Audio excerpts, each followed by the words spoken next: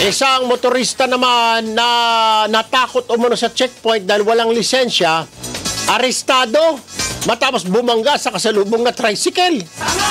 At dalawang nahuli sa bypass, nakuhanan din ng hinihinalang bomba. Narito ang report. Sisitahin lang sana sa checkpoint sa may Shorthorn ang motor rider na ito dahil walang suot na helmet. Pero imbes na huminto, pinaharurot pa ng lalaking motorista ang kanyang sasakyan. Hinabol siya ng mga pulis sa may Road 20 at nang papalabas na sana sa may Mindanao Avenue, bigla siyang sumalpok sa nakasalubong na tricycle. Doon na naaresto ang suspect na kinilalang si Rovil Bernardo, 33 anyos. Nung dumaan siya, sinita ng tropa, hindi po siya huminto. Kaya po hinabol ko po. Nakasalubong na siya sa akin. Bali, iniwas ko na lang po yung pinakamotor dun sa sidecar po siya bumanga. Nakita ko, hinahabol siya pala ng polis. Nakuha kay Bernardo ang isang sachet ng shabu pero mariin niyang itinanggi na sa kanya ang illegal na droga. Takot lang po ako sa checkpoint. Pero kanina daw nakuha ang shabu? Hindi ko po alam. Nung may kinukuha siya dun sa jacket niya, hinilaglag niya dun sa ilalim ng sidecar ko. Yun na nung polis na meron palang siyang tinatago dun sa wallet.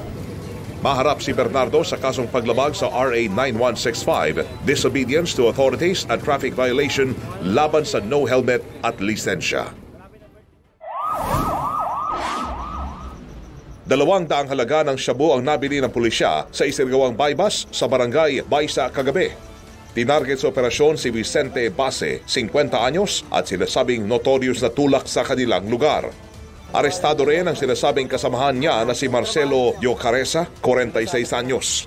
Na-recover sa mga sospek ang 6 na sachet ng shabu, bypass money at drug paraphernalia. Nakuhanan din sila ng hininalang bomba.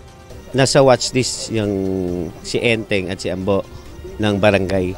Yung si Enteng nakulong na yan, nakalaya lang sa pre-bargaining ng gobyerno. Pero gate ang dalawa, hindi sila sangkot sa bentahan ng iligal na droga sa lugar. Pero minsan. Kasi minsan ras na trabaho. 3 araw. Hindi ako natutulog. Sir, sa inyo po ba yung mga drugs? Hindi ko po alam, ma'am. Ako po gumagamit lang po. Bukod sa kaso laban sa iligal na droga, sasambahan din ang mga suspect ng kasong illegal possession of ammunition.